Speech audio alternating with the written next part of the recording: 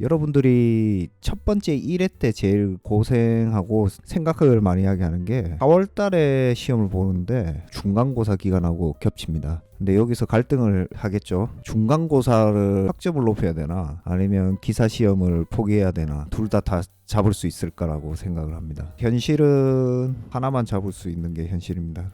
근데 둘 다 안 된다는 건 아닌데 힘들거나 여러분들 또 놀고 싶잖아요. 어떤 외부 상황에 의해서 실험실이라든지 이런 게 한참 4월 달에 바쁩니다. 한 곳에 집중하기가 힘들어요. 잘된 학생들을 보면 한 가지만 파는 학생들이 많아요. 전체적으로 봤을 때 학점이 중요한가, 기사 자격증이 중요한가, 내 앞날에 보탬이 될 기사 자격증 중요한가, 아니면 난 석사나 박사를 생각하고 실험실에 열중을 할 것인가 생각을 하게 되는데, 제가 볼 때는 세 마리를 다 잡을 수 없는 것 같아요. 어느 정도 조율은 할 수 있다. 그 대신 퍼센트를 나눠야 된다. 가장 이상적인 방법에는 4월 달에 무조건 기사 자격증을 취득을 하고 그 후에 다른 생각을 하는 게 나은 방법인 것 같더라고요. 왜냐하면 기사 자격증은 항상 영어 성적처럼 내 마음속이라든지 아니면 인생의 걸림돌이 되기 마련입니다. 그래서 여러분들이 잘 생각하셔서 나는 학점이 중요한 것 같다 그러면 학점 위주로 하시고, 너무 올인을 하지 마시고 어느 정도 나누시면 됩니다. 운 좋아서 합격할 수도 있는 거니까 끈을 놓지 마시기 바랍니다. 여러분의 판단과 여러분의 머리에 맡기는 겁니다. 누가 정답이고 누가 정답이 아니고가 문제는 아닌 것 같아요. 그래서 오늘 2편을 시작할 건데 점점 중복되는 문제들이 많습니다. 여러분들이 훨씬 수월하게 나갈 수 있고, 그리고 꼭 알아두셔야 될 거는 이걸 하시기 전에 책에 있는 기본 문제 한 400에서 500문제는 꼭 깔고 가셔야 된다는 겁니다. 그쪽에서는 출처라든지 이런 게 불분명하긴 하지만 그 문제는 90% 이상 정답입니다. 그걸 깔고 방송을 들으시면 아주 도움이 될 것 같습니다. 2편을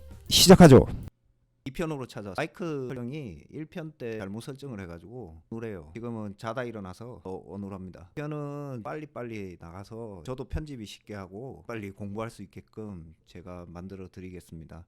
편을 시작하도록 하겠습니다. 포장검사 및 종자검사의 검사 기준 제12조 관련해서 나온 문제고요. 여기 보면 이 부분에서 문제가 나옵니다. 무병무목인지 확인되지 않는 뽕박과 뭐 대어 근계 접촉이 없어야 한다. 말까요? 최소 5m 이상 격리가 되어야 됩니다. 다음 편에서도 있었는데 단명종자, 삼명종자, 장명종자 다 외우셔야 하고요. 자, 다음 요거는 공자검사 요령에 대한 문제입니다. 포밀에 대해서 PTC 용액이 몇 % 들어가느냐, 이런 문제입니다. 활력의 생화학 검적이라는 별표 6번이 있습니다. 이거는 누구나 다운받을 수 있고요. 다운받으셔가지고 여기 안에서 확인하시면 됩니다. 포밀이 나올 수도 있고 길이가 나올 수도 있고, 보통 농도는 1.0%가 많습니다. 문제가 어디서 나올지 우리는 알 수가 없습니다. 그래도 최대한 공부를 많이 하셔가지고 맞추셨으면 합니다. 다음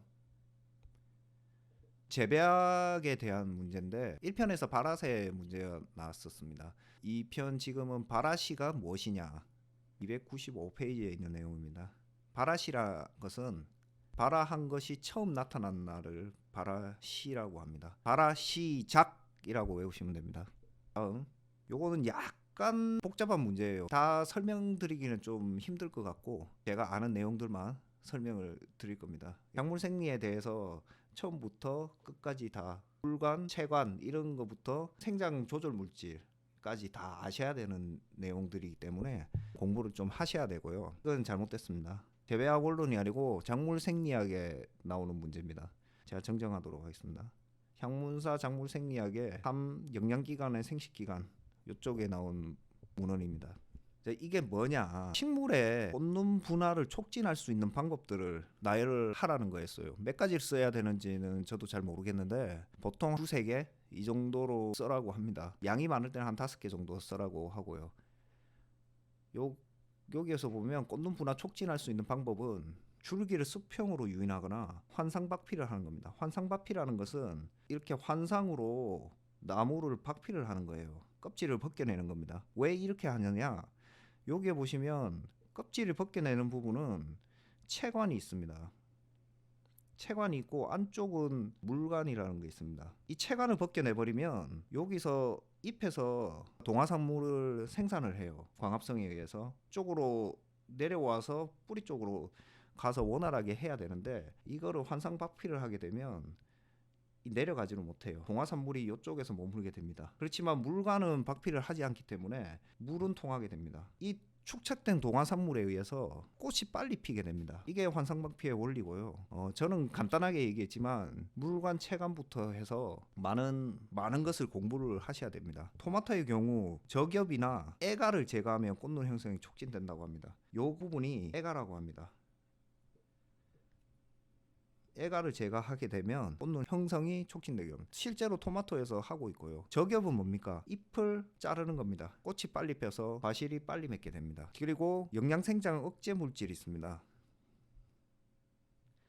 이 억제 물질을 처리하면 꽃눈 생성이 크게 촉진이 되는데 왜 그러냐면 이건 아마 책에 내용이 없을 건데 이 물질이 항옥신계입니다. 옥신은 정화를 생장시키게 하는 물질입니다. 생장을 안 하게 하니까 줄기나 잎이 자라야 되는데 이걸 억제를 시켜버리니까 꽃눈이 형성이 되는 겁니다. 항옥신계입니다. 4개 정도로 나눌 수가 있습니다. 채소 종자의 후숙의 효과에 관한 문제입니다. 수확 후 일정 기간 후숙을 거치게 되면 성숙도가 비슷해져서 이 종자의 성숙도가 비슷하게 져서 발화율과 발화 속도 및 종자 수명이 향상이 되는 겁니다.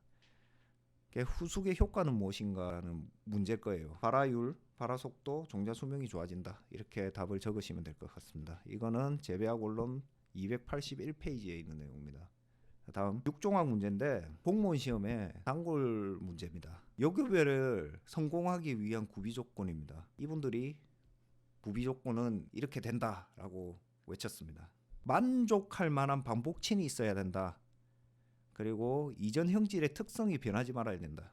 이건 당연한 거죠. 그리고 반복친의 특성을 충분히 회복해야 된다. 이게 여급의 구비 조건입니다. 여급의 육종이라는 것은 어떤 반복친이 있어요. 반복으로 계속 교배를 하는 거예요. 그리고 일회친이 있어요. 일회친에 아주 좋은 특성이 있어요. 예를 들어서 병에 대한 저항성이 있는 식물이에요. 그 저항성만 따고 싶어요. 그럴 때는 이 여급의 육종이 가장 효과적입니다. 반복친과 일회친이 있고 반복친은 아주 좋은 품종, 대표적인 품종을 말하는 거예요. 거기에다가 일회친에 있는 어떤 특별한 병 저항성이 있는 그것을 도입하려고 합니다. 그러면 반복친과 일회친을 교배를 하게 되면 F1이 나옵니다. 그 중에서 일회친의 특성이 있는 품종을 보게 돼요. 선발해서 다시 반복친과 교배를 합니다. 교배를 하면 BC 에크로스 1 F1 종자가 F1 종자라고 표시를 하고요. 곱하기 다시 반복친과 교배를 합니다. 반복친과 교배를 하게 됩니다. 그러면 여기서 또 나오는 게 BC 백크로스 2세대의 F1 종자입니다. 요게 다시 반복친과 또 교배를 하게 됩니다. 여기에서 선발되는 것들은 무조건 일회친이 우리가 도입하려는 유전적 특성이 있는 품종들을 선발을 해서 이렇게 계속 반복친과 교배를 하게 됩니다. 그리고 마지막에 나오는 품종들이 반복친의 특성이 충분히 남아있고 일회친의 저항성 특성이 들어가 있는 그런 종자를 생산하게 되는 게 여교배의 원리입니다. 다음 이번 문제는 배축과 채소의 꽃눈 분화 조건과 추대의 영향에 미치는 환경 요인에 대해서 쓰라는 문제입니다. 추는 종자 춘화형 식물로 종자 상태에서 장일과 고온에 감응하게 되면 추대를 하게 되는 꽃이 피는 형태를 가지고 있습니다. 배추는 12도에서 7에서 15일이 지나면 하분화가 일어납니다. 이게 1번이고 그리고 고온과 장일, 관광에서 추대가 촉진이 됩니다. 그러면 하나, 그리고 고온, 장일, 관광 이렇게 답을 하시면 될 것 같습니다. 다음 종자산업법에 있는 문제고 1편에 나왔던 문제입니다. 보증종자란 이 법 종자산업법에 따라 해당 품종의 진위성과 해당 품종 종자의 품질이 보증된 최종 단계별 종자를 말하는 겁니다. 넘어가죠. 이거는 균일성에 대한 문제입니다. 계속 균일하게 나와야 된다. 그 신품종의 구비 조건이죠. 신품종 보호법에 나오는 문제입니다. 동자기사 시험이 원하는 문제는 법 테두리 안에 있는 내용들을 적기를 원합니다. 균일성이라는 것은 제19조에 있는 내용이고요. 품종의 본질적 특성이 그 품종의 번식 방법상 예상되는 변이를 고려한 상태에서 충분히 균일한 경우에는 그 품종은 제16조 제3호의 균일성을 갖춘 것으로 본다 라고 이렇게 딱 적어주셔야지 정답입니다. 다음 재배양 문제고요. 종자 처리에 대한 문제입니다. 향문사 289페이지에 있는 내용이고 문제는 종자 코팅과 종자 코팅이 뭐고 종자 펠릿이 뭔지에 대해서 간략하게 서술하라는 내용입니다. 종자 코팅이라는 것은 코팅의 크기를 필링 코팅보다 약간 크게 한 처리로서 농약이나 양분을 첨가할 수 있다. 그러면 필링 코팅이 뭔지 알아야 되겠죠. 필링 코팅이라는 것은 친수성 중합체에 농약 색소를 혼합하여 표면에 5에서 15 나노미터 정도로 얇게 덧칠해 주는 것을 말합니다. 쉽게 말하면 우리가 종자를 구입하게 되면 종자 색이 아니고 빨간색이라든지 보통 빨간색이에요. 요런 색, 또 요런 색도 많고요. 이런 코팅을 하게 출고가 많이 됩니다. 종자가 색을 첨가하여 종자 품위를 높이고 식별을 쉽게 하기 위해서 이런 필링 코팅을 하게 됩니다. 그러면 종자 코팅은 코팅의 크기를 필링 코팅보다 약간 크게 한 처리를 말하는 것입니다. 거기에다가 농약이나 양분을 첨가할 수 있습니다. 종자 펠릿은 그림을 보시면 종자 모양이 이런데 좀 크게 만들어요. 펠릿 형태로 만들어요. 왜 이렇게 만드느냐? 여기 보시면 담배같이 종자가 매우 미세하거나 당근같이 표면이 매우 불균일하거나 참깨같이 종자가 가벼워서 손으로 다루거나 기계 파종이 어려울 때 표면에 화학적으로 불활성의 고체 물질을 피복하여 종자를 크게 만드는 것을 말합니다. 어떤 작고 손으로 파종하기 힘든 종자를 기계 파종을 하기 위해서 크게 만드는 것입니다. 펠릿 종자는 파종이 용이하고 경량 파종이 가능하여 소금 노력이 불필요하기 때문에 종자대의 소금 노력비를 동시에 절감할 수 있다. 또한 펠릿이 종자의 근본 정착 미생물의 첨가로 토양 및 종자 전염성 병의 방제 효과도 있어 농약 사용을 줄일 수가 있다. 이게 펠릿 종자의 장점입니다. 왜 써야 되는지 이유고. 다음 원해양 문제입니다. 방통대 책 130페이지에 있는 내용입니다. 녹지삽이란 무엇인가? 녹지삽을 알기 전에 녹지삽의 분류가 뭔지를 알아야 됩니다. 녹지삽은 삽목의 종류에 속하고 삽목에는 엽삽, 병삽, 근삽이 있습니다. 엽삽이라는 것은 잎을 꼽는 거예요. 잎을 우리 이렇게 토양에 심으면 여기서 뿌리가 나게 됩니다. 그래서 하나의 식물체로 자라나게 되는 것들. 경삽이라는 것은 줄기를 꽂으면 이런 데서 발근을 하게 됩니다. 근삽은 우리 뿌리로 이렇게 삽목을 하게 되는 거죠.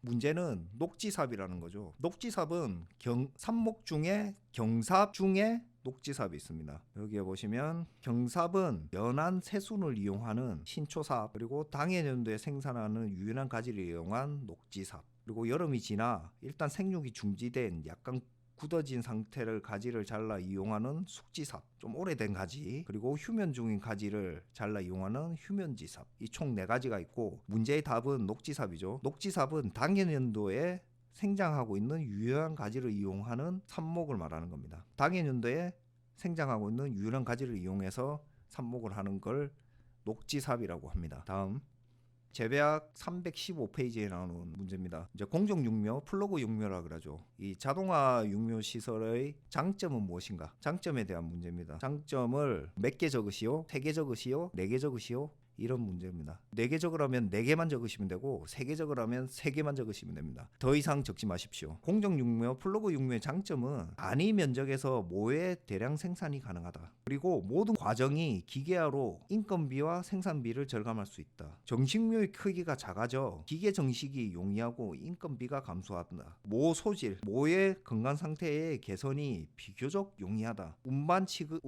취급이 간편하여 화물화가 용이하다. 대규모화 가 가능하다. 육묘 기간 단축, 주문 생산 가능, 연중 생산 횟수가 증가할 수 있다. 기계화된 대단위로 생산하는 모든 시설에 대해서 공통적인 얘기입니다.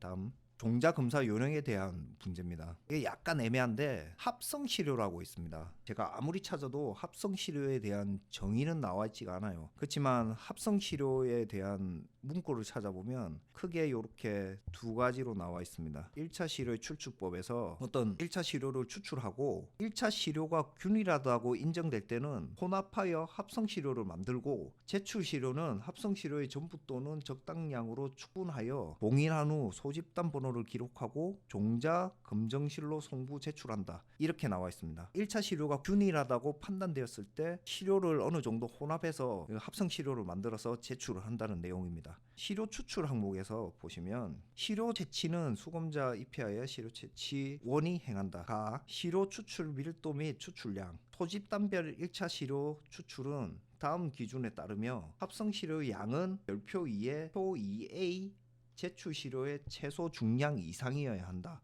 라는 내용입니다. 크게 두 가지 내용이 있더라고요. 제가 답을 적으면 위에 쪽을 적겠습니다. 적고 이렇게 추가된 내용으로 적으면 어느 정도 답이 되지 않을까 생각합니다. 이거는 아무리 찾아도 없더라고요. 다음 숭계에 대한 문제입니다. 요한센이 숭계설을 만들었죠. 이게 제가 참고문헌을 두 개 들고 왔는데 왔습니다. 하나는 향문사 거, 하나는 방통대 육종학 책에 대한 참고문헌인데 두 개 다 약간 다르긴 한데 방통대 쪽이 숭계가 선발 효과가 없는 이유를 잘 설명한 것 같아요. 방통대 내용을 보겠습니다. 요한센은 계통 내에 선발 효과가 없는 계통을 숭계라고 불렀다. 왜? 숭계는 동형적 합체이고